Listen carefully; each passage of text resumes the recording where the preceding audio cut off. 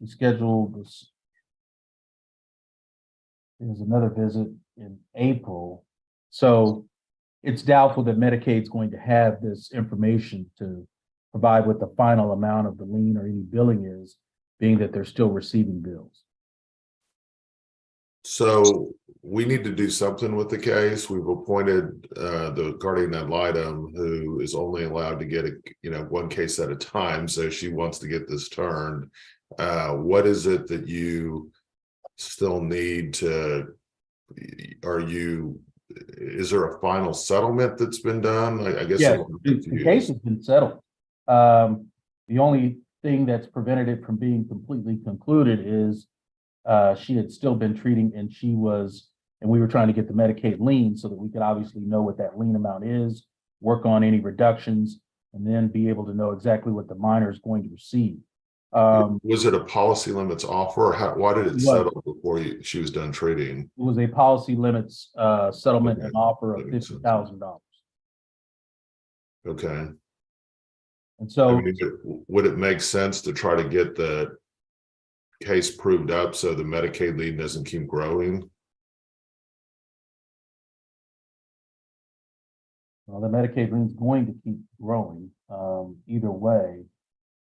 She turns 18 on May 22nd. I mean, this could be dismissed, and we still would have our settlement that has to be honored and these items to work out. So, I mean, I don't know that we can actually have a prove up before May 27th. I guess it's possible. But as of right now, we don't have the information to be able to do that. I don't have any figures that I can recommend to an ad litem because I don't know exactly what that lien is. Who's the defense attorney on this? I'm here, Your Honor. Okay. So what would you like to do? Well, Your Honor, I'm open. The reason we're here is for the minor. We have already settled the case. I've already sent the documents. The only thing, like Mr. Pipkin said, is that the documents are missing the number breakdown. So if maybe perhaps we could, I don't know, I could get a release signed maybe. And then if you wanted to dismiss the case, I think you could, but as long as we at least had the release signed, then that would be great. We would have something at least on our end. But other than that, I'm open to whatever the court decides. I mean, this is really, I really don't have a say in this, Your Honor. My client's willing to sign the release because the settlement amount's been agreed to. So that's definitely not a problem on our end. We can get the release signed this week with no problem. I mean, the issue is that a couple issues is that the guardian ad litem needs to, since the child's a minor, the guardian ad litem now has a duty to make sure that this settlement's in the child's best interest. And so that's one issue. And the second issue is the guardian ad litem also needs to be paid for her time because she was appointed. So I just don't know when would the statute, is there a statute of limitations issue here? Like, I just don't know if you. No, there's not a limitations issue. What we could do, since her birthday is not until May 22nd, we could move for another one of these status hearings on, maybe May 1st or after the first week of May, something like that, where we're closer to that date to see if we've gotten and received the Medicaid lien final amount and numbers. Something that we've done before. Do you have any idea what the Medicaid lien is? Like it's under 10,000, under 5,000, anything like that? Because she's had some continuing treatment, I don't know. What were her original total medicals?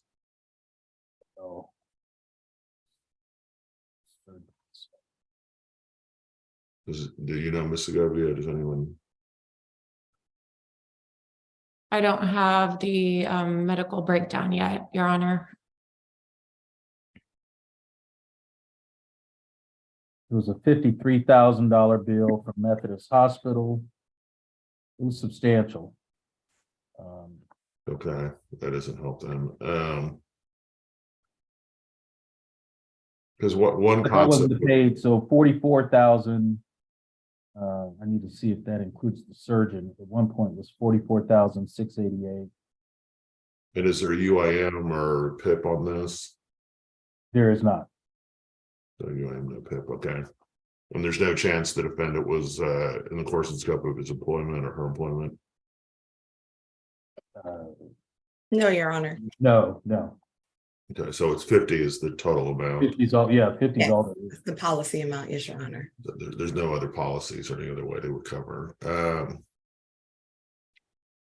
mean, what I've done in other cases, if we had some idea what the lien was, is we could put that money into the registry of the court so that we can at least, or we could hold back that amount that not in the registry of the court. The plaintiff's attorney could hold it back until the lien is negotiated, so we can at least get the prove up finished.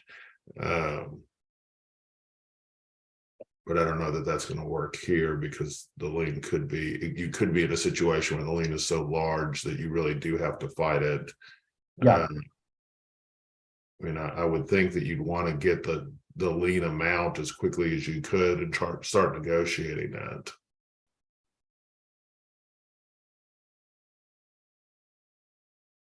Unless there's something I'm missing. No, we're trying to get it as quickly as we can. Like I said, part of our problem is one of her bills were submitted, has a billing date of March 24th. I believe that was a follow-up visit with a dentist. So that's part of it. Is that related to this accident? Did she have a mouth injury or something? It is. Yes, Your Honor. She had a mouth injury. Okay.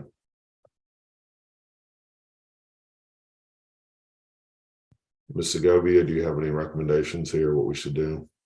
Your Honor, I have kept in touch with plaintiff's counsel and he has been diligent in corresponding with Medicaid. I've encountered the same issue in some of my own cases. Medicaid is like backed up and they have not responded. My only recommendation would be to reset the DWAP date and hope that by then we have moved further along with the lien issue.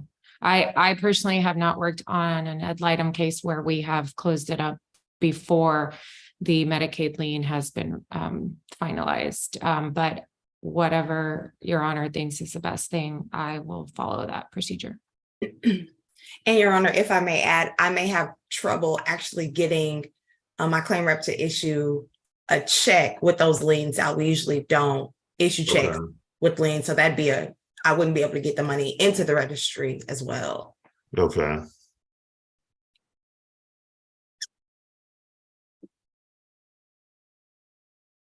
Do we want to maybe reset it to April 17th and see if we can, maybe by then you can get the Medicaid lien? Does that work for everyone at 9 o'clock? Yes, Your Honor, that works for me.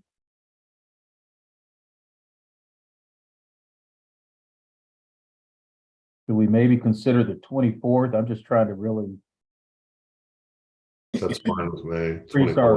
increase the chances of it being productive. 24th work for everybody? Yes, Your Honor. Yes, Yes. Your Honor. All right, Rhonda, go ahead and reset this to the 24th. And next time, let's try to have the parent and the minor on the call, even if we're not going to prove it up, so we can kind of talk. I'd like to know what they want to do too. And I would think we could prove it up, at least that they're okay with the 50,000. And then we could have them come back if there's a big issue with the lien. But look, I'd like to talk to the parent and the minor as well next time. So go ahead, Rhonda, reset the prove up. So go ahead and set it for prove up one way or the other. And we may not be able to finish it, but we at least can get it started for April 24th at 9 a.m. Okay. All right, guys, have a great rest of your day. Let's try to get this proved up. Okay. Okay. Thank you, Judge. Thank you, Thank Judge. you. Our next case is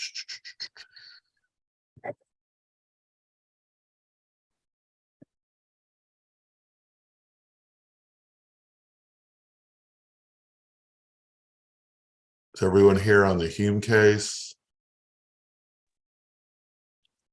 Yes, Your Honor, Will Hamilton, here on behalf of Southfield Mezzanine Capital.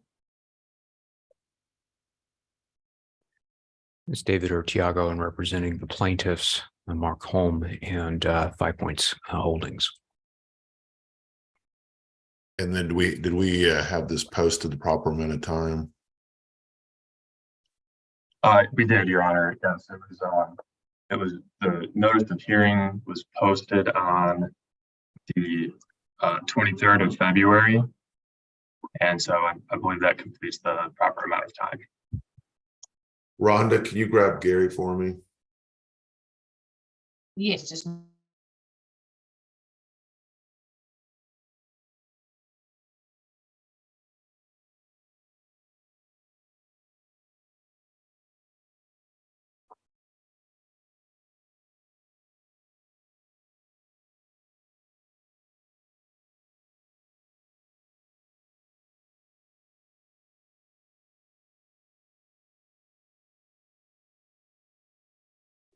When you posted this, Mr. Hamilton, did you put it, did you post that this hearing would be on Zoom, or did you put the physical address of the court? I put that it would be on Zoom, Your Honor, and I actually have to correct a previous statement. The notice of hearing was posted on March 9th, but that I believe that's still under the proper amount of time. Okay. Yes, sir, Mr. Judge. All right. Okay, thank you, Gary. Can you call the halls for DC 208631 Hume versus 5 Star Global and see if anyone's in the halls on that case? Yes, sir. I'll do it right now, sir. All right, thank you. You're welcome. Got that deal. Thank you. Okay, so let's go on the record, Tony, on DC 208643 Hume versus 5 Star Global. Counsel, make your appearances. Will Hamilton, Your Honor, on behalf of Southfield Mezzanine Capital. David Ortiago on behalf of the plaintiffs, Mark Holm and 5 Points Holdings. All right, so we've called, this case is set for a motion to seal under 76A. I understand that there's been proper posting. Is that correct, Mr. Hamilton? That's correct, Your Honor. All right, and you in the posting you indicated that this hearing would be heard on Zoom, correct? Correct, Your Honor. And did you include this Zoom link? I did, Your Honor. Okay. Is there anybody here in opposition to sealing this motion for sealing? Anybody here on the Zoom call? Mr. Ortiago, are you opposed? We are not opposed, Your Honor. All right, Ms. Clark, are you opposed? I can't hear you. I'm not here for this hearing. Okay, so you're not opposed Yeah. then? No, I'm not opposed. I don't care. You don't care. All right. I mean, you know. Mr. Johnson, are you opposed? No, Your Honor. All right. I'm not, there's a lot of people here on the Zoom. Anybody else here that's opposed to this sealing? Judge Hall was called and nobody was here by that name Okay, or for that case? for those parties. Nobody was here for that case, is that correct? That is correct, sir. Okay. All right, go ahead and you may finish up, Mr. Hamilton. Thank you, Your Honor.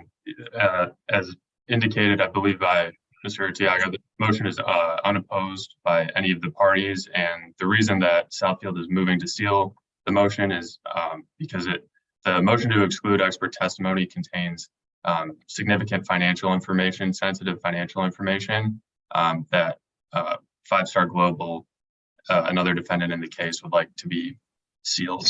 And Your Honor, all of the procedural requirements under Rule 76A have been complied with. And if Your Honor has any questions, I'd be happy to answer them. No, Mr. Ortiago? Nothing from the plaintiffs. Were unopposed to the motion, Your Honor. Okay. The court will grant the motion. There is no member of the public or any party that's opposed to it. And we will go ahead and sign it right now. Thank you, Your Honor. Anything else today?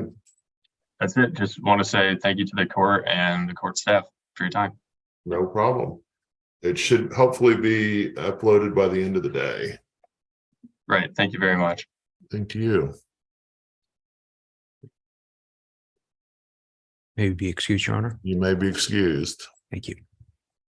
All right.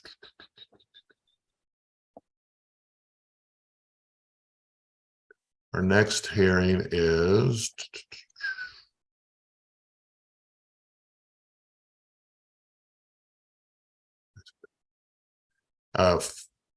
Ford versus Onsary. Are both sides here on that? Yes, Your Honor. All right, let's go on the record on DC 222786. Ford v. Onsary, counsel make your appearances. Sam Johnson for the plaintiff. David O'Dans for the defendants. All right. This is kind of an unusual motion. Let's proceed.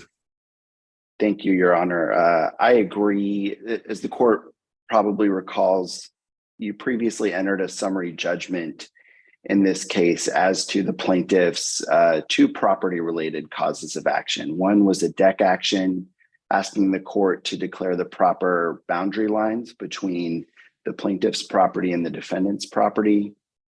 And then if that boundary line was the way plaintiff asserted it to be, then there would be a trespass claim as well related to some concrete that was over the boundary line. Now, we have two parts to our motion. I think defendants got it right as to the procedural aspect of our motion. So I'll concede that, and I just want to focus on the law related to attorney's fees under the Declaratory Judgments Act. The old law in Texas was that a case like this may well have been a trespass to try title claim under the property code, which would not have been proper for a declaratory judgment and an award of fees. In 2007, however, the Texas legislature amended Section 37.004 of the Civil Practice and Remedies Code, adding subsection C, specifically for the sole purpose of making sure that boundary line disputes can be resolved through declaratory action, and attorney's fees as a result could be awarded for such a claim. This court awarded those fees properly in the summary judgment granted to plaintiff. Defendants did not file a response to that timely and did not file any admissible evidence in response to plaintiff's summary judgment before. There was a subsequent motion to reconsider as to the fees. The court granted that, and very respectfully, I believe the court's ruling was incorrect based on the current state of Texas law on this issue. So we've brought this motion to try to get those fees back in, because this case is a boundary line dispute subject to subsection C. This is not a trespass to try title claim, Your Honor. There's been no dispute over deed history or possession of property. I recall in the briefing that you had cited a particular case, maybe out of the Dallas Court of Appeals. Can you share screen that case? Yes, Your Honor. Let me make sure I have the right one. I've got a few cases up here.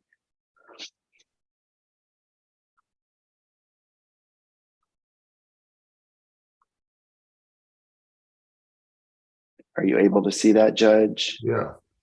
Okay. So we're looking, it's an unpublished opinion. It's Armstrong DLO Properties versus Furnace out of the Dallas Court of Appeals in 2015. Importantly, after the legislature had amended the statute. Now, one thing I want to focus on is that this case, for example, relates to a continuous strip of real property that was 16 feet wide and 200 feet in length. And so I did the math for the court. That's 3,200 square feet. but it's important that that's in the record because that's a pretty wide swath of land. The court went on to discuss this issue. Sorry, I wasn't planning on scrolling for the court today, Judge. It's okay. But I want to get to the important part. So this is where the Dallas Court of Appeals goes back to the prior law. This was a case out of the Texas Supreme Court that determined that substantive rights in a boundary dispute could not go under the Declaratory Judgments Act. And then subsequent to that in 2007, the legislature amended this, as I just said, so that the parties could obtain a determination under the Declaratory Judgments Act when the sole issue concerning title is the determination of the proper boundary line between the adjoining properties. And that is exactly what we had here. That's what was pleaded in plaintiff's petition. Even in one of the improper, untimely responses to the summary judgment, the defendants focused on the boundary line. Let's see. In that response, the defendant said they discussed the property pins giving, quote, some variance on the property line. They discussed in that response contacting the county, quote, to know exactly where the property line is. And that's the only thing that was addressed in the summary judgment on this particular claim. Some of the other cases cited by defendants in their response involved, again, over 2 acres of property. Another one was 131 acre tract of land. In this particular case, I couldn't even tell you how much land we're talking about because it's just the existence of the property line. We're not talking about whether the deeds are conflicting or whether it was properly transferred over time. Purely, this is our survey based on our deed. Please declare that this is the correct line, and therefore, this is the correct subject of a declaratory judgment under the Civil Practice and Remedies Code. And as a result, the court may award attorney's fees, which were undisputed in the summary judgment phase of this case. So this is exactly the type of situation the legislature amended the Civil Practice and Remedies Code for, this exact scenario. And we think it's proper for the court to reconsider its last order regarding this issue and vacate same. Okay, response? Yes, Your Honor. Armstrong DLO is the controlling case out of the Dallas Court of Appeals, at least with respect to this dispute.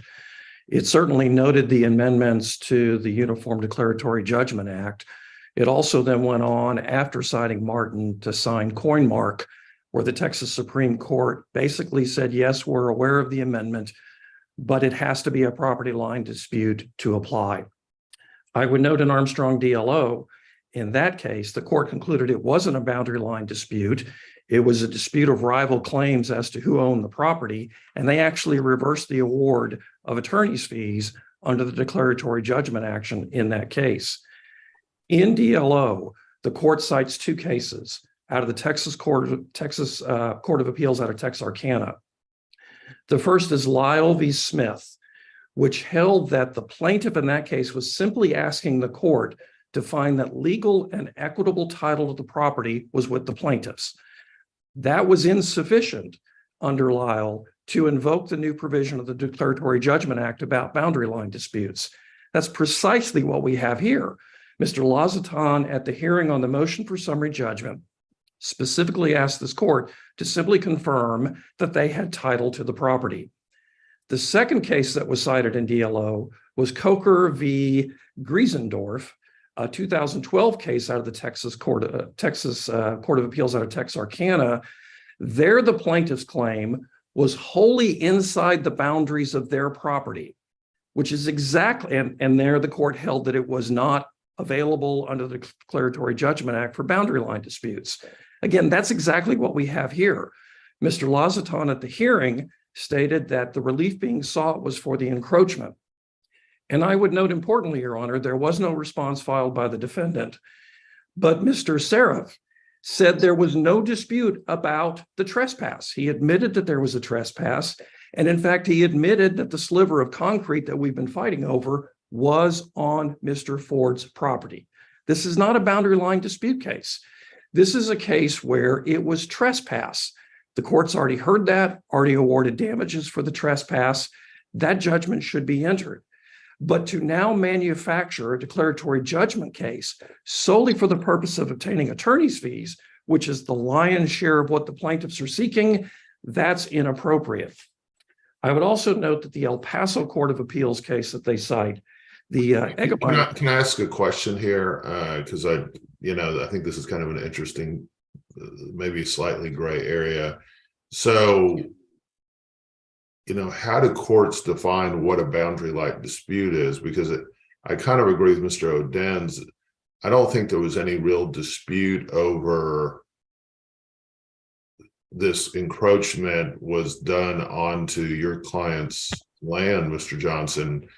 It's not like they're saying that the encroachment expanded the boundary. It really is an encroachment case. Are there cases that say that if you have a situation where you built onto somebody else's land, that becomes a boundary line dispute? I guess I've always assumed boundary line disputes are, I think the boundary is here and you think the boundary is here, and that would be the boundary line dispute. I don't think that's what we have here. We have a situation where they built onto your client's land, and obviously that was an encroachment that shouldn't have happened.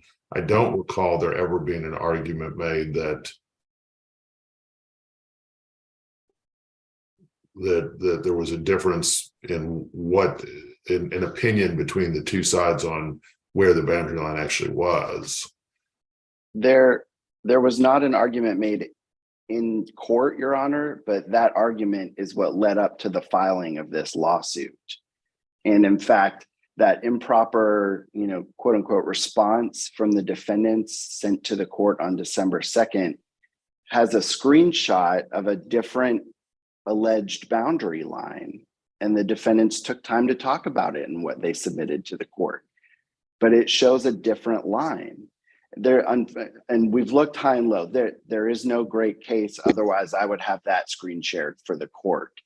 But here, what we do have is Mr. Johnson, let me ask this, and because I don't know the answer. Is there anywhere in the pleadings where Mr. Oden's clients claims that there's a boundary line dispute?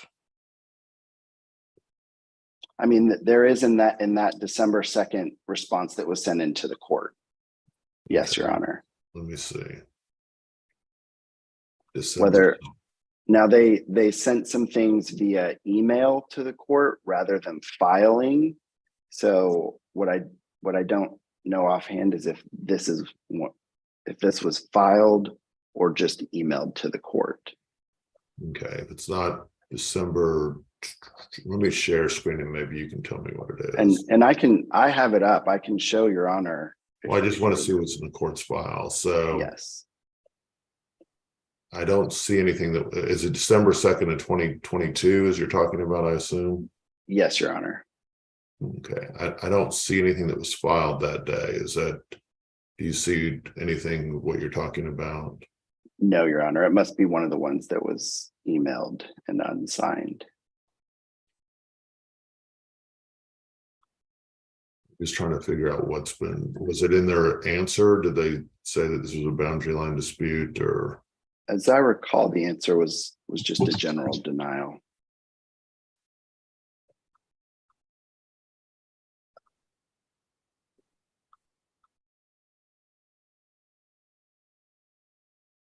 Okay, so there's nothing in the pleadings that you're aware of where they actually claimed that this was a boundary line dispute. That's correct, Your Honor, but that is exactly what's in the plaintiff's petition. So the only pleadings before the court relate not to title, but to the placement of the boundary line, and that's it. Let's see. Mr. Oden's, do you have any cases that kind of define what a boundary line dispute, what that means exactly? Yes, that's where there are competing claims to the property And in this case, there was no claim made to the plaintiff's property. In fact, just the opposite. The representation was that in fact, the defendants were trespassing on the plaintiff's property. And as far as the standard is concerned, Your Honor, what the El Paso Court of Appeals said in the Eggemeyer case is that when you're trying to determine if it's a boundary line dispute, you look to what the heart of the claim is. It's a vague standard, I understand that, but the heart of this claim was not over the boundary line. The heart of this claim was over the trespass. I respectfully disagree with opposing counsel, Your Honor. What led up to this, and a lot of this is detailed in the petition, is a history of disputes over a lot of things that really, I don't think need to get into a lot of detail today, but it includes placement of trash, parking of cars, all sorts of things right along where the two properties meet. And it's those things, including the defendant's, yes, out of court assertions that the property line was in a different place than the survey that we provided to the court. But that's what led to the filing of this lawsuit. And so the heart of this case is determining that to try to bring some peace into the neighborhood. Again, there's been a lot of other activity with other government agencies between the parties in this case. And it all arises out of the existence and placement of where is the boundary line between the parties. The other cases that were cited, Lyle and Coker, one of those doesn't even address this section of the Civil Practice and Remedies Code other than in a footnote. The other one talks very clearly about whether the pleadings were asking for a declaration that they're the owners, which is what we had in Lyle.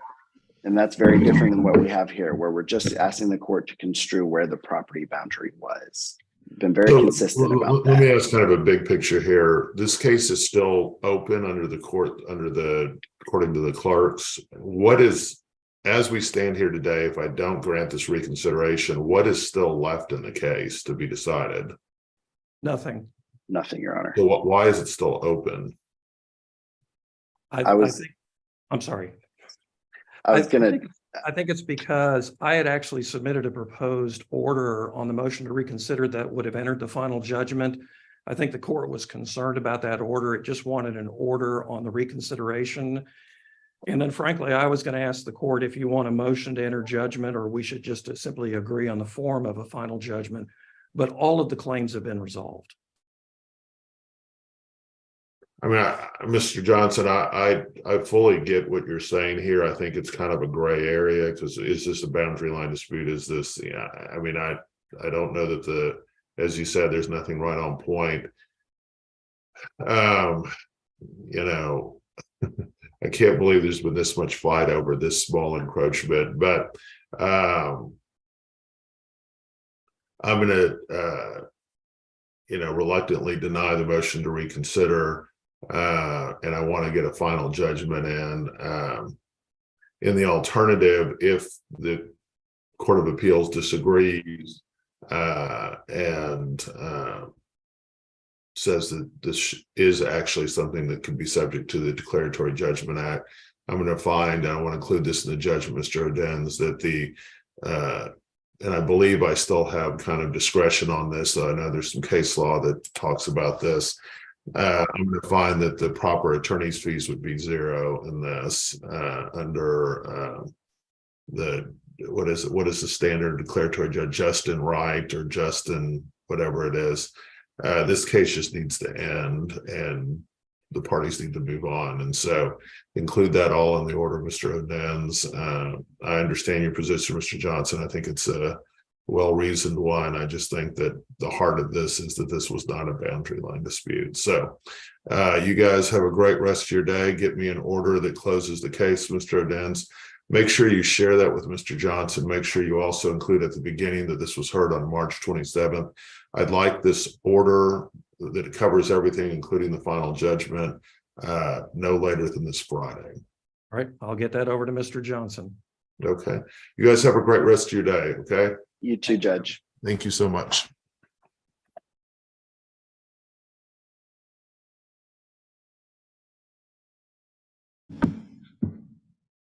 All right, our next hearing is problems opening this stuff up. Okay. Our next hearing is Caitlin Farrar versus, I don't know what this is, NANA.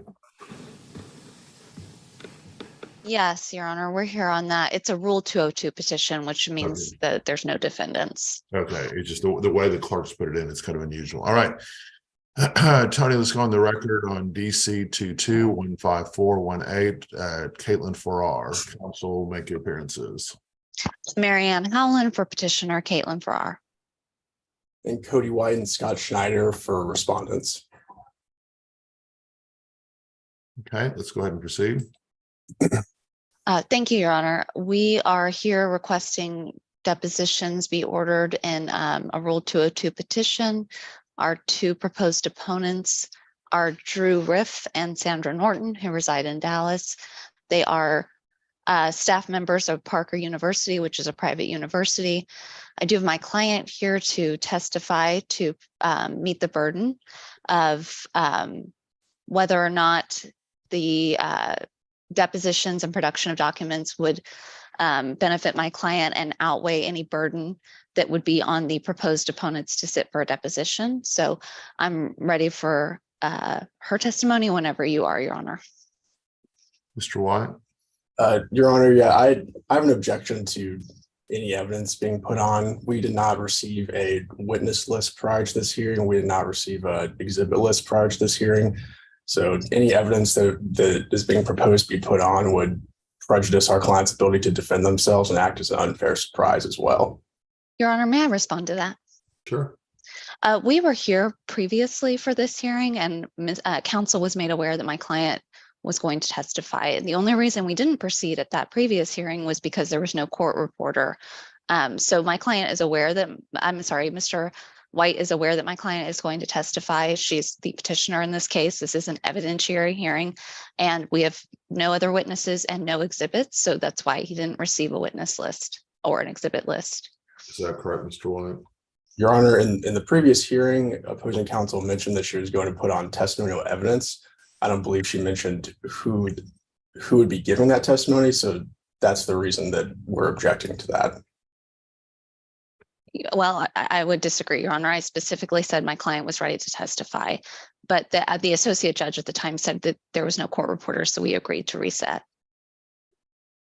I mean, it's the plaintiff. I don't see how you could be surprised by the plaintiff testifying. So how much time do you need on this? You only have scheduled, I think, 15 minutes. Is this going to take very long? No, Your Honor. I believe our testimony would be about 10 minutes maximum. Okay. All right.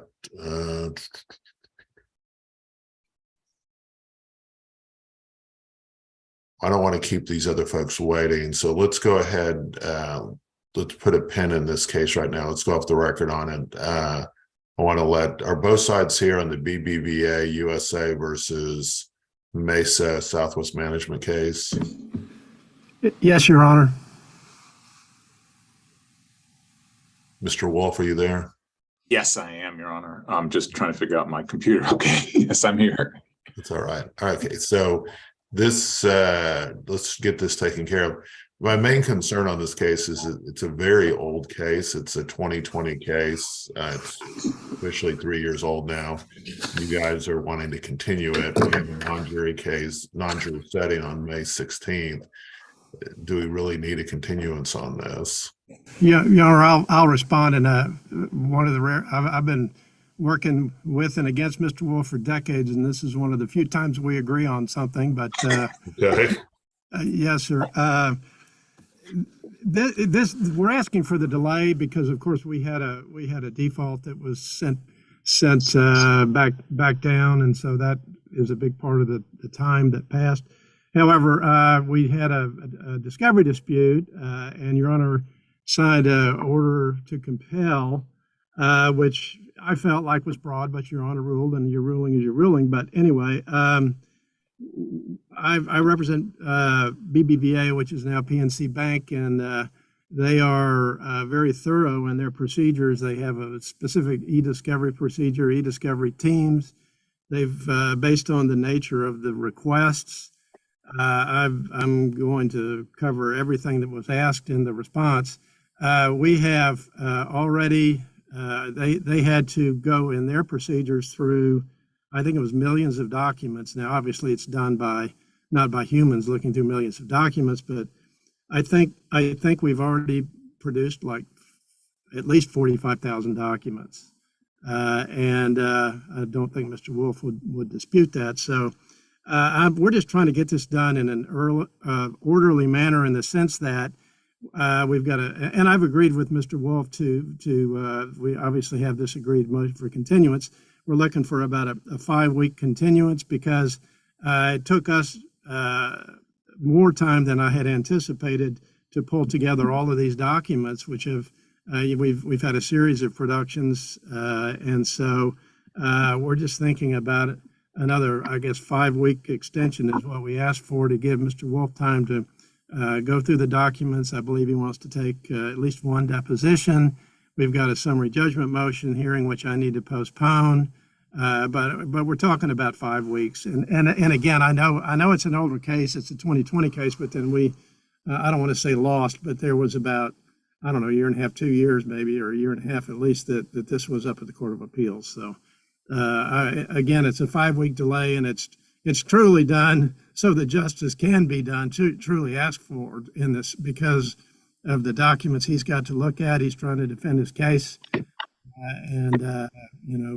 We reached an agreement to try to get this delay in order to allow him the time he needs to go through all the documents which have been produced. And we're seeking, I think, about 5-week extension is what it is. Mr. Wolf, did you want to add anything? Very briefly, Your Honor. I think it's, it may be a 2020 case, but there was no answer, and there was default judgment, and 14 defendants went to the Court of Appeals on a restricted appeal.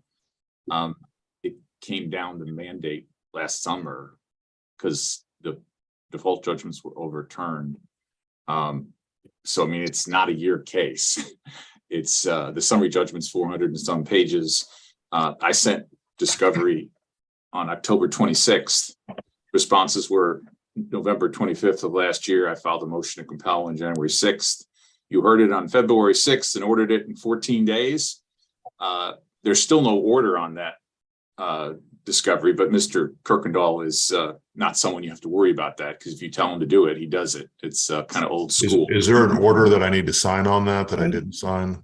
Well, actually, the dates are all, they were supposed to be by February 20th, and I got documents last Thursday, the 4th tranche of documents. So, I mean, it was just unrealistic. And I just told him, I said, we don't need to bother the court, and just move everything and get this done. And there's plenty of things I'm sure you have to deal with that are contentious. And like Mr. Kirkendall said, we've had litigation in one case for 10 years. We get along fine.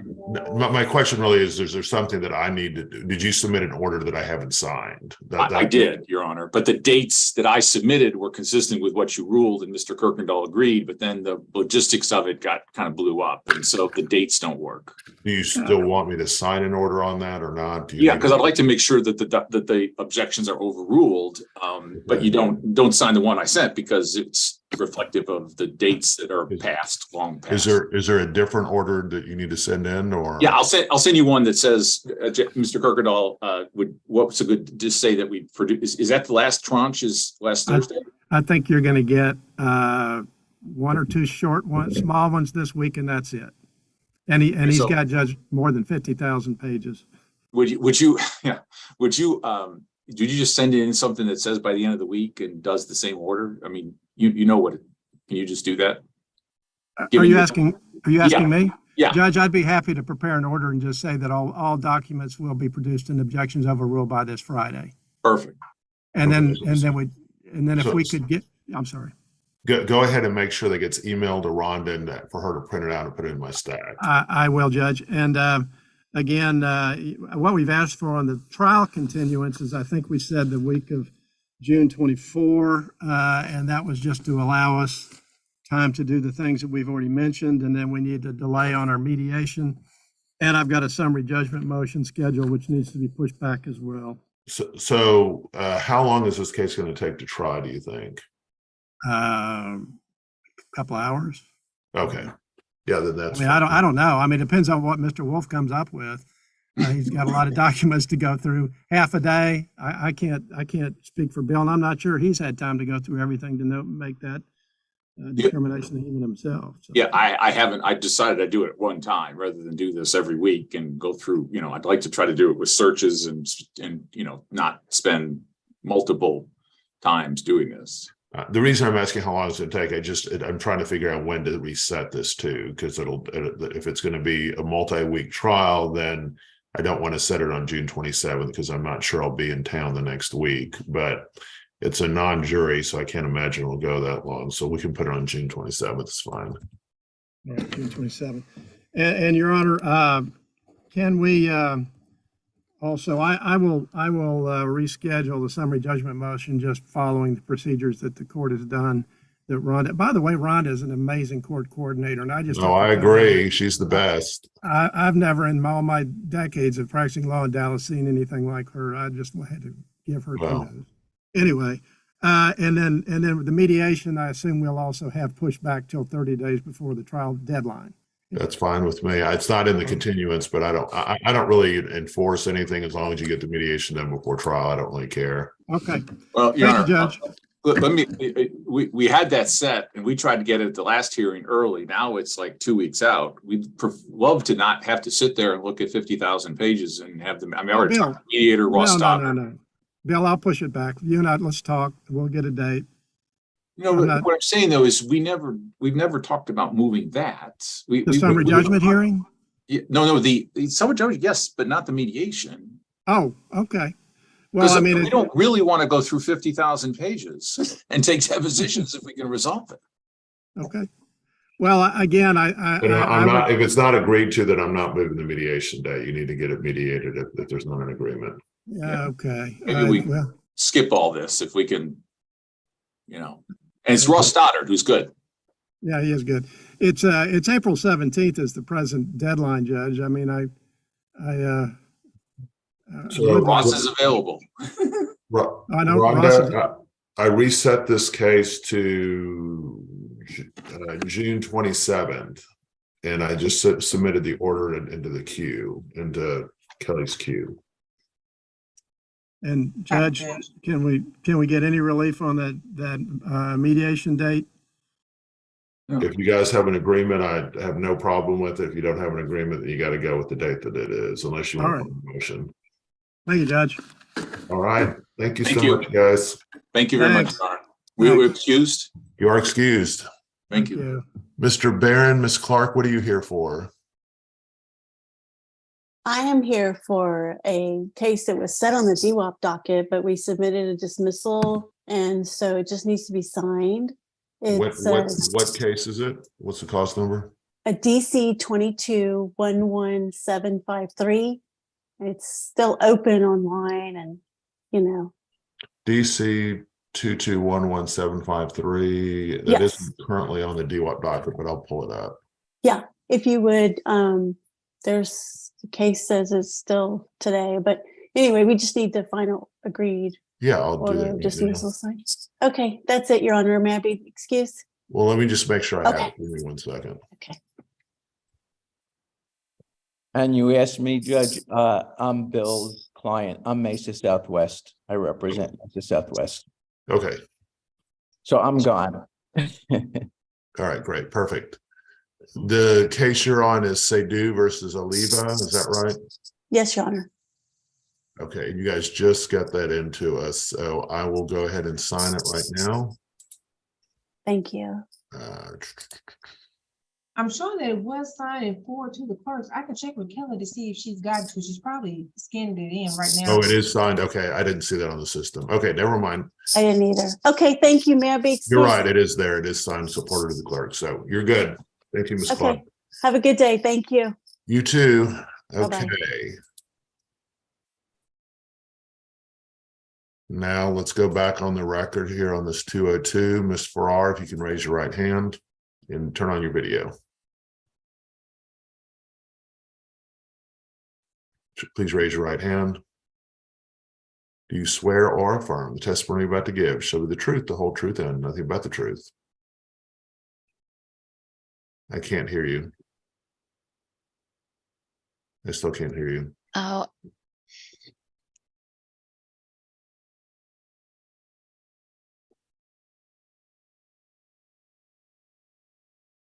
Ms. Howland, can I just not hear anybody? I don't know. no. Can you hear me, Your Honor? I can hear you. Okay. Ms. Ferrara, I'm not sure.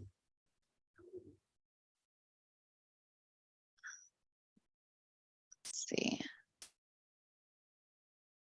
You may have to turn up your volume in your Computer. audio.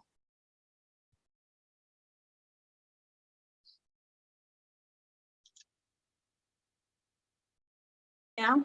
Yes. Okay. Yeah, we can hear Okay, you now. perfect. Okay. All right, let's try again. Do you swear or affirm the testimony you're about to give shall be the truth, the whole truth, nothing but the truth? Can you have your right hand up? Ma'am, you have to have your right hand up. Let's try one more time. Do you swear or affirm the testimony you're about to give shall be the truth, the whole truth, and nothing but the truth? I do. All right, let's proceed. Okay. Can you please state your full name? Caitlin Elizabeth Farrer. Okay. And are you the petitioner in this proceeding? I am. Okay. Can you tell the court what caused you to file this proceeding?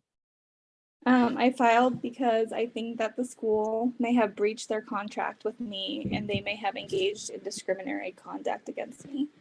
Okay.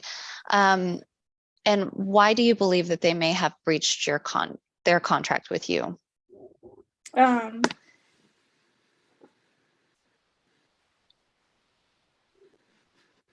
I believe that they have breached the contract. Okay. What actions did they engage in that caused you to believe that? They did not provide me with a grade appeal.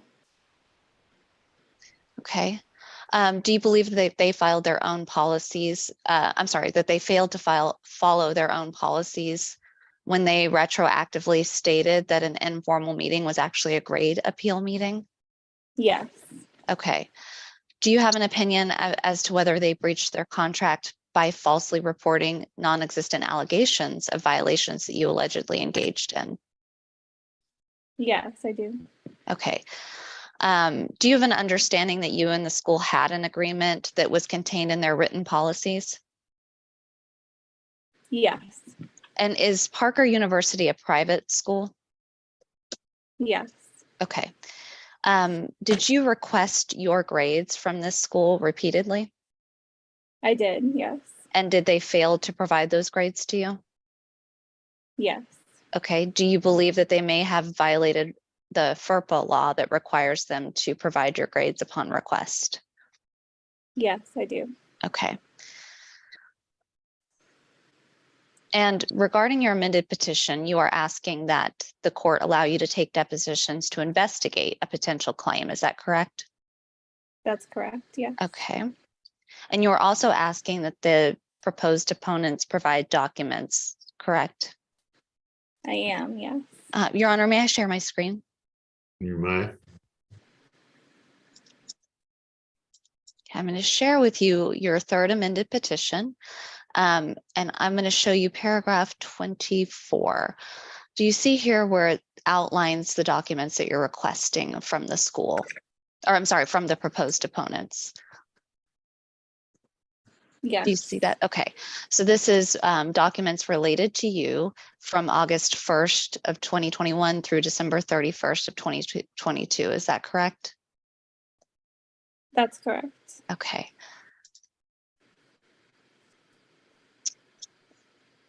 Do you understand that it's possible that after taking these depositions that you still may not have a basis for a lawsuit against anybody?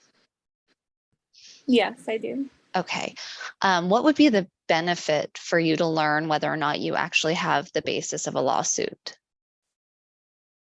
If I have a claim, that way I can decide. I don't need to waste my time and money, in the court's time with a lawsuit if I don't actually have a claim. Okay. At this point, prior to taking any depositions or obtaining the proposed documents, can you prove that any of the proposed opponents actually engaged in conduct that you might have a claim against them?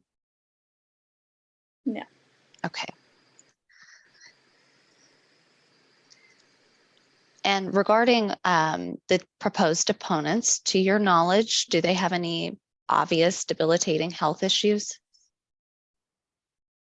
No. Okay. Do you have any reason to believe that sitting for a deposition would cause them any more burden than anybody else sitting for a deposition? No, I do not. Okay. And are you asking the court to allow you to take the depositions and obtain the documents to determine if you do in fact have the basis for a potential lawsuit such as a breach of contract? Yes. Okay, pass the witness. All right. Any cross? Very briefly, Your Honor. Ms. Farrar, it is correct that you're granted an audience with the dean after your dismissal, right? No. Okay. Is it correct that Parker University, at your attorney's request, sent your grades, grading rubrics, and scan discs so that you would have access? Not to my knowledge, no. Okay. Would you be surprised if you saw an email from your opposing counsel containing that information? I did receive some emails over the course of this period with some documents, but they were incomplete. Okay, but did they did contain your grades, right? There were some grades, but not all the grades that I requested. Okay, and when you were a student at Parker, you did have access to your scan disk while you're a student, correct, the entire time? Up until my dismissal, but then after my dismissal, I did not have access. Okay, and after you got your grades back, you did receive the grading rubrics, correct? Sorry, can you say that again? You broke up. After you got your grades back, you did receive your grading rubrics, correct? I did receive some grading rubrics, yes. I'm sorry, grading what? Rubrics. Okay. That's the witness now. That's all we have. Ms. Howland, do you have anything else? Yes, briefly, Your Honor. Ms. Farrar, did you, how many times did you have to ask for grades before you received even some of those grades? It was several times. Okay. Is that the only potential breach of contract that you believe the school engaged in, or are there other potential breaches? No, there are other potential breaches. Okay. Can you tell the court specifically what those other actions that the school took that could potentially be a breach? So while I was a student at Parker in this particular course, I repeatedly asked since like the third day of class for additional help, and I was not provided that help at any point in time.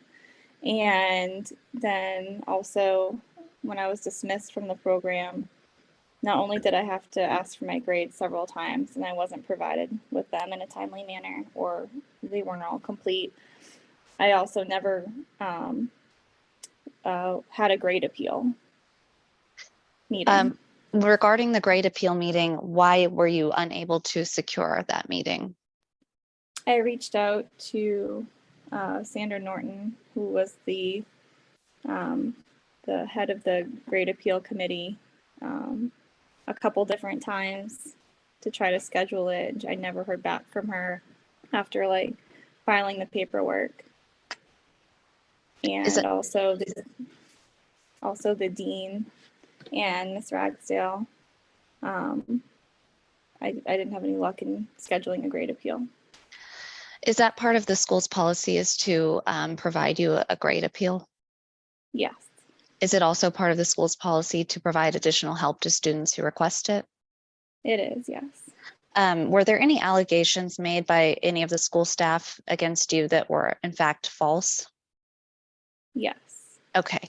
And are those actions the basis of your request to depose these proposed opponents to see if there is in fact a breach of contract case? Yes. Ask the witness. I guess what are the allegations that were false? So I kind of know what's going on. Oh, okay. And if Yes. this is something really private, I could take it off of YouTube.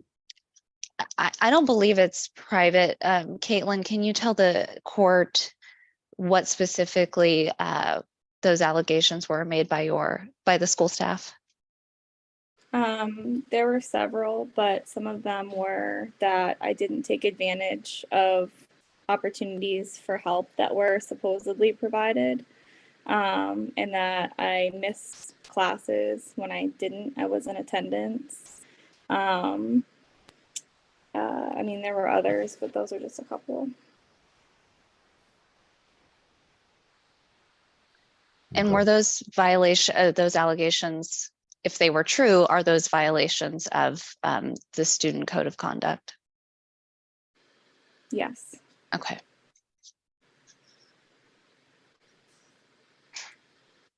All right. Anything else you wanted to present, Ms. Howland or Mr. White? Your Honor, I would just briefly state that this Rule 202 petition is just the only burden we have is to prove that the potential information that we may garner and the benefit to my client is outweighed by any potential burden for these two proposed opponents to sit for deposition. And we believe we've met that burden, Your Honor. Mr. White? Your Honor, I don't have any further questions, but I would like to briefly explain and go through why this petition should not be granted. Okay. First and foremost, Your Honor, Texas law is clear that Rule 202 petitions are not intended for routine use, and the court should deny this request for pre-suit depositions for two reasons. One, petitioner has failed to produce any evidence in support of her petition, and two, the potential benefit does not outweigh the burden or expense. Your Honor, the law is clear that a petitioner must present evidence to meet their burden. In this case, the testimony given was nothing more than just just rehashing what was in the written petition. The petitioner stated that she believed that a contract has been breached, that she believed that she may have been discriminated against, but there wasn't any evidence as to what that was, other than just belief. And for this reason, Your Honor, the court should deny this request. But even if this does constitute some evidence, the petitioner has not met her burden. And to the contrary, the expense of this procedure actually outweighs the benefit. Your Honor, it's really not clear what benefit there is of conducting this pre-suit deposition now as opposed to waiting to file suit. Petitioner mentioned that she had received her grades, that she had received her rubric, so she does have that information. Who are the two people? Like, what are their positions within the school? Who are the two people? The two people, Your Honor, are Drew Reif. He's the Dean of Health Sciences, and the second is Sandra Norton, and she is the appointed head of the Faculty Executive Committee. And again, there wasn't any evidence, and it's also unclear as to why these two respondents could provide information. And also, we just don't know what information she's seeking. I mean, she mentioned that she believed she had been discriminated against, but did not point out why these two people could provide any information that would be a benefit to her. We don't know if these people have information about that. We don't know if they're the proper ones to do so. In addition, Your Honor. So if I understand, I'm just trying to make sure I understand all this. So I understand, Ms. Howland, what your position is, or your client's position is, that if I'm kind of getting it, is that she should have been provided the right to an appeal, or she should have been provided like basically a hearing within the school under their rules. Is that correct? Yes, that, and even though they eventually produced her grades once I came on the case and she had to retain an attorney, they did violate, or we believe they violated FERPA in their own contract by not providing her grades. So we do believe she may have a breach of contract case there as well. The other issue would be not being provided aid when requested, which would be a possible breach of their contract. Again, you say aid, like student financial aid? assistance. I'm sorry, assistance to the student. As part of their contract, they do provide assistance to students in class as requested, if the student requests it. And they I'm not sure what you mean by assistant, financial no, assistance? I'm sorry, Your Honor. Academic Tutoring? assistance, like tutoring. Yes. Okay. Yes. Why was she kicked out? Were her grades not high enough? It was her grades, and then she was unable to appeal her. So most universities provide the opportunity to appeal your grades. And what they did was met with her informally, had a discussion with her, and then later said that was your grade appeal. So that's a violation, in our opinion, of their contract, but we need more information to understand why that meeting was informal or named an informal meeting at the beginning, and then later designated as a grade appeal. So at this point, what we have to do is put on evidence, which is what my client did, about what she thinks, what kind of claims she thinks she might have, and the information that she needs in order to prove those claims. We don't have to prove those claims today. Right. So What I'm trying to figure out is, and why I'm a little concerned about this 202, is that it seems like your claim kind of boils down to she wasn't provided an appeal, but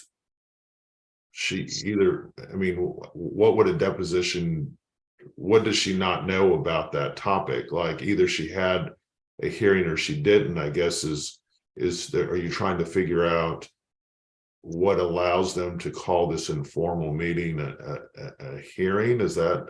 yes, and we're also trying to determine whether those false allegations about her missing classes or not taking advantage of the tutoring that they alleged led to a breach of their contract with her, or whether or not that also influenced her dismissal. And so we're trying to determine where they got the information that she didn't take advantage of the tutoring exactly. Okay. And she did state, Ms. Norton, one of the proposed opponents, is one of the people that she met with who has information about this, and she was her point of contact. Ms. Norton was her point of contact about a grade appeal. So we're trying to determine whether or not Ms. Norton has that information, or if she doesn't, then she could at least give us information about who we would need to get that information from. So as it stands right now, we don't have enough for a breach of contract case, but we believe that we could if we were able to depose these people. And that's all that we have to do, is prove that the benefit, instead of running to the courthouse with a breach of contract case that may or may not be dismissed for lack of evidence, we believe that we need some more information to proceed. And that's from Ms. Norton. Is that the one who's the dean? She's the head of the faculty, and then Dean Reif is the other person that my client mentioned in her testimony that she did have contact with, who is the other proposed opponent. Your Honor, what her claim boils down to is that she claims that she did not receive an appeals hearing.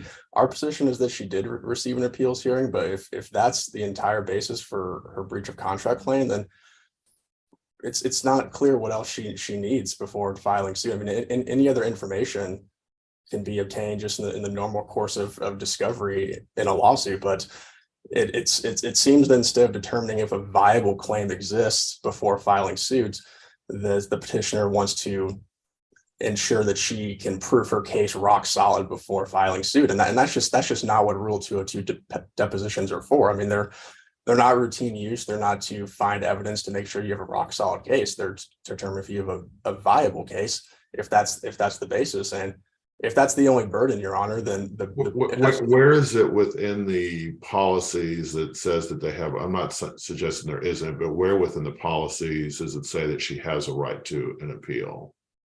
So it's in the tuition agreement and then the student handbook, where it outlines the appeal process. And so we believe that they didn't follow that, and then they kind of retroactively it actually details what the appeal process is supposed to be. Yes.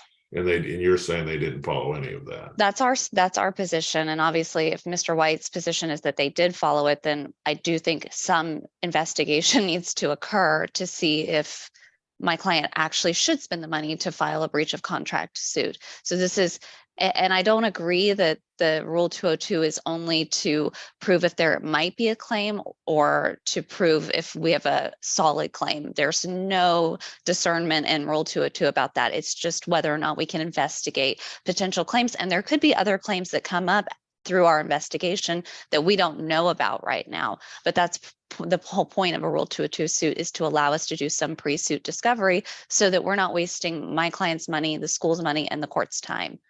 All right, what I'm going to do is I'm going to allow, sorry, I should have written this down, who the names are, not the dean, who's the other one? Sandra Norton. Now, I'm going to allow Miss Norton to be deposed. I'm going to allow documents related to any documents that she relied on in making the determination that Miss Farrar, and that would include anything that indicates she didn't take advantage of the tutoring, and that she missed classes. So if there's something that the registrar, it showed that she missed classes. I don't know how they keep, the records like that, but any records affiliated with that.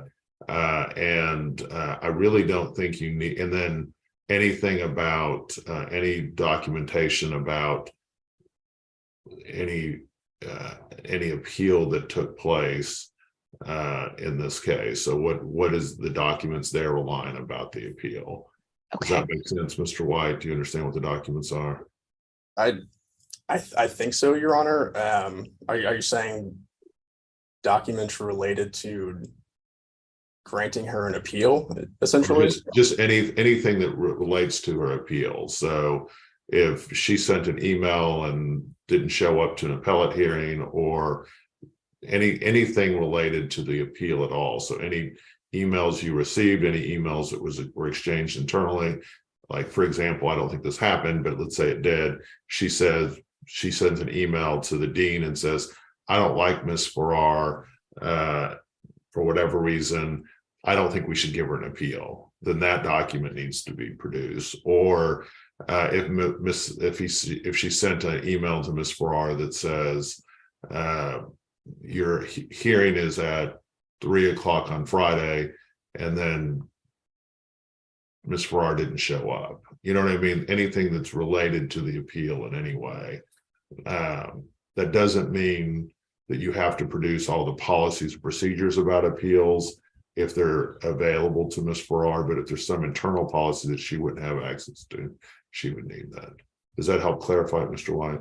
It does, Your Honor. And Your Honor, just if I may, I know you said that you're gonna grant a deposition for Miss Norton, but if I may, I still don't think that I don't need you to re-argue it. I've already ruled. So if you keep arguing, I may, decide to order both of them, so take the win. So how long do you think you would need for this deposition, Ms. Howland? I think that the deposition itself wouldn't need to last more than 3 hours. And then, Your Honor, I just wanted to clarify, documents also related to the allegations of missing class and or not taking advantage of tutoring. Yes. Okay. And what about any documents related to failure to produce grades to her upon request? Because that's one of our breaches that we think may have occurred. Okay, any emails related to Miss Farrar's request to have her grades? I'm a little confused. Did they not give her grades? Is that what you're correct, Your Honor, until she hired me, and then we made 2 requests, and then we got some of the grades, but not all of them. So that's where she didn't get like a report card or anything like that, like you would in most schools. Or I do believe she got her end of the year report card, but not her specific grades for specific exams per her request. Okay. Okay, that as well then. Your Honor, may I just briefly address one question? In in terms of the duration of the deposition, 3 hours seems a little long, especially given the narrow issues here, that a lot of this will be resolved with the document production. Can we have something in the way of a more reasonable restriction about the Yeah, I was duration? thinking 2 hours, so we'll go with 2 hours. Understood, Your Honor. Your Honor, may I say something? If your attorney thinks it's a good idea. I don't usually think that's a good idea. I'm sorry. We can talk afterwards, Caitlin, okay? It's usually better not to. Okay, anything else, guys? I don't think so, Your Honor. Oh, yes, Your Honor, there. Get me an order on this that says that this was heard on March 27th, 2023. Share that with Mr. White. Hopefully you can get it agreed as the form. Get me this order no later than this Friday. Okay. And then I'm sorry I interrupted you. You were going to say something else. Yes, there was a motion to transfer venue on file that was filed by the proposed opponents for some of them who do not live in Dallas County. And I just wanted to make sure that I believe Mr. White said he was going to submit the orders for signature last time we were here. And I just wanted to make sure that we got on record that we are all in agreement to transfer that. And if you don't mind signing those orders at the same time with this other order. Transferring what? Transferring the case? There's so part of the case needs to be transferred to Tarrant County and then Rockwall County because the deponents, other proposed opponents don't reside in Dallas County. And so we agreed. 202, it has to be sued where the opponent takes place. Where the witness resides, even though the actions took place in Dallas County, it's where the witness resides. So that's why it's necessary to transfer just for those proposed opponents. And we agreed last time we were in front of the associate judge, but we just wanted to make sure to get that on the record today that we were all in agreement. So you would have to sever this out and send, I'm a little unclear how you're going to do this. You're going to sever those claims out and send them to other counties. Is that the idea? Yes, Your Honor. So we would transfer to Tarrant County, the 3 who reside there. And then I believe 1 resides in Rockwall County. And so Mr. White has drafted the proposed orders, and I think you filed them, but I just wanted to make sure that Your Honor was aware of them. Mr. White. There's a proposed order on file, Your Honor. I do remember we briefly discussed this the last time we were on. Let me see if I have it. I'm a little concerned about this. I don't know that I would have agreed to do that.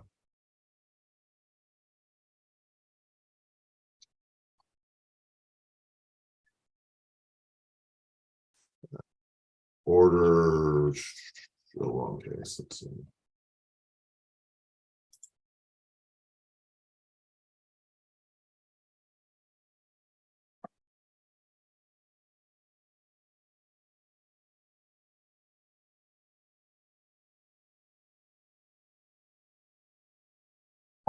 Okay. Your Honor, I believe it was filed back in December, if that helps. Okay, see.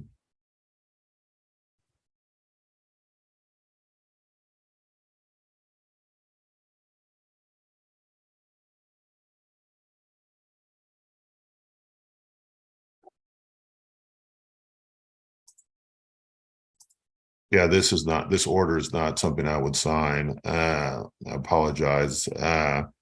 You would, first off, I need to check with the clerk to see if we can even do this, but it would need to have a section in here about a new cause number, payment of transfer fees.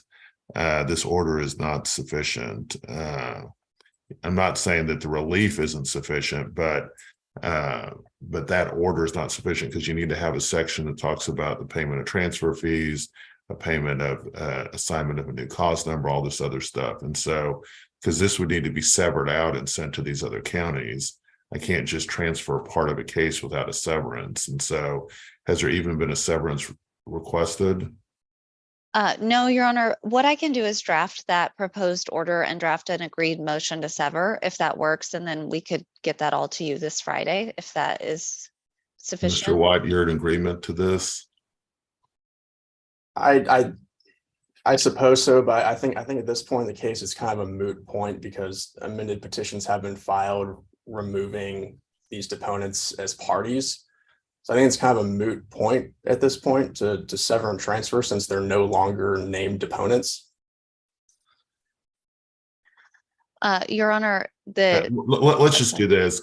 I really have a question about if this is the correct procedure. I've been doing this for 17 years. I've never done anything like this. I'm not saying you're wrong, and I'm not saying the associate judge was wrong, but if I'm going to sign something, I want to hear briefing on this. I don't think this is the right way to do it. I think that you should have filed separate lawsuits in each different county if you really wanted to take the depositions that way. I don't know that I can.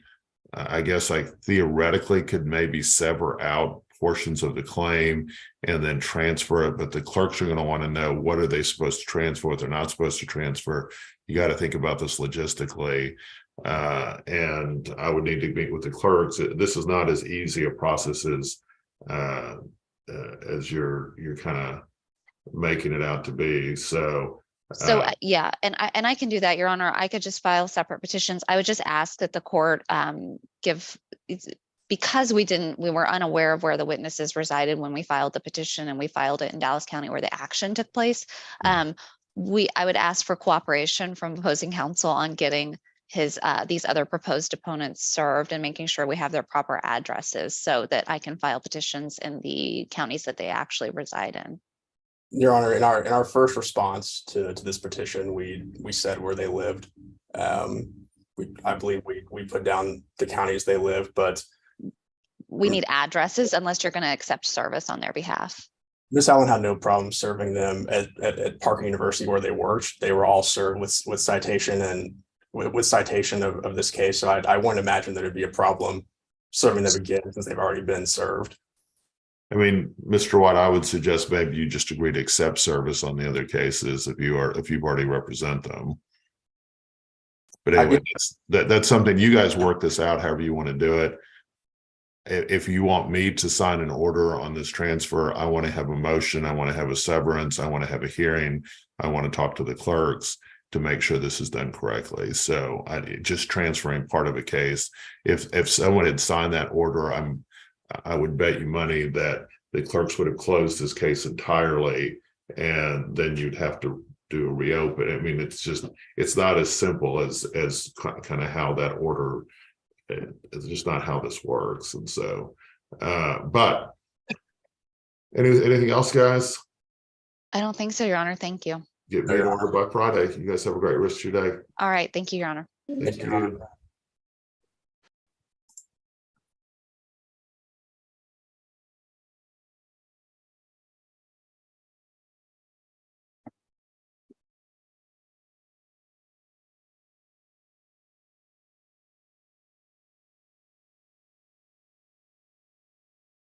Still on YouTube.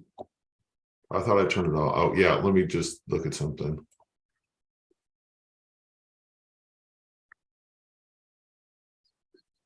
We have one more hearing at 11. It should be kind of short. I'm just gonna leave YouTube on for now, and we'll re-sign on at 11. Okay, Judge.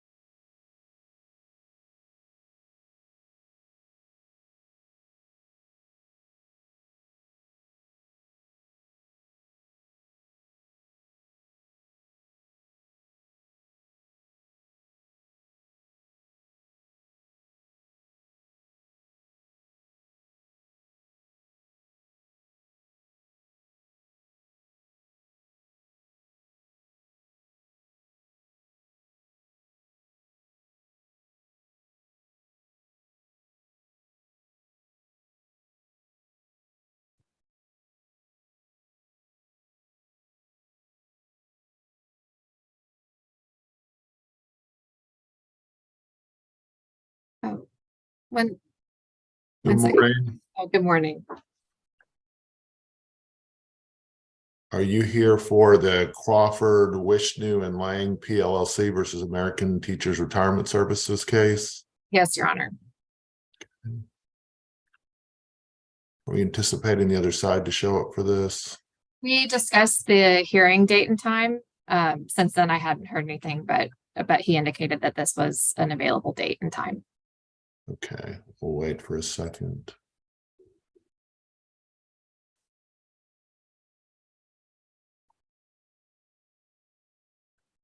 It looks like you did 2 proposed orders, is that right? We did a order confirming the award or the application, and then the entry of final judgment separately.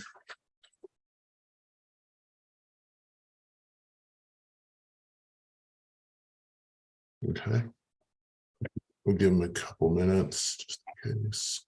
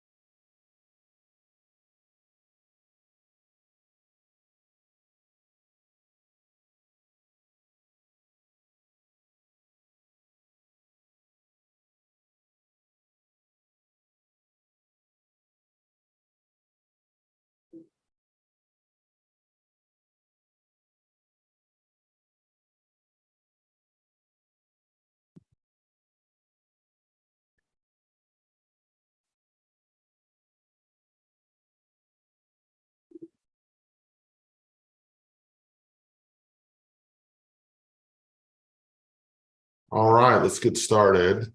Tony, you ready? Yes, Judge. Let's go on the record on DC 231295. Crawford, Wishnu, and Lang PLC versus American Teachers Retirement Services LLC. Counsel, make your appearances. Allie Olinger for applicant Crawford, Wishnu, and Lang PLLC. And as I understand it, you put the opposing counsel on notice of this hearing. Is that correct? Yes, Your Honor. And I didn't see a response filed, so you may proceed. Your Honor, this is on an application to confirm the entry of an arbitration award against American Teachers Retirement Services. By way of brief background, CWL represented American teachers in litigation pursuant to a engagement agreement for an hourly fee that was entered by the parties in September 2020. That engagement agreement contained an arbitration clause. Over time during the litigation, American Teachers stopped paying its legal fees and started to incur a pretty substantial balance. CWL made multiple efforts to resolve the matter, including offering discounts and reduced amounts on the total balance. Eventually, CWL had to initiate arbitration against American Teachers. Judge Ashworth was the arbitrator in that matter. The parties participated in the arbitration process. By scheduling order, my recollection is that American Teachers didn't file anything until the weekend before the arbitration hearing, but they did file a response. American Teachers participated fully in the arbitration proceeding in front of Judge Ashworth, lasted the majority of a day. Each party presented testimony and evidence. And then following the hearing in front of Judge Ashworth, the parties were invited to submit post-hearing briefing. Both sides did submit post-hearing briefing. And I believe the initial award by Judge Ashworth was issued December 7th, 2020. That award omitted interest, which was requested by CWL and undisputed by American Teachers. So pursuant to a JAMS rule to correct the final award, CWL submitted a motion to correct the award to include interest. Judge Ashworth did then issue an amended award that provided for interest, but was, other than that, substantially unchanged. Then following the entry of the amended final award, CWL made a demand for payment on the final award to American Teachers. That went ignored, and following that, CWL filed this application with your court in January of this year. To date, American Teachers has not responded to the application, has not filed any motion to vacate, modify, or correct the final award. No such statutory basis exists to do so. And we request that this court confirm the final award entered by Judge Ashworth and entry of judgment upon same.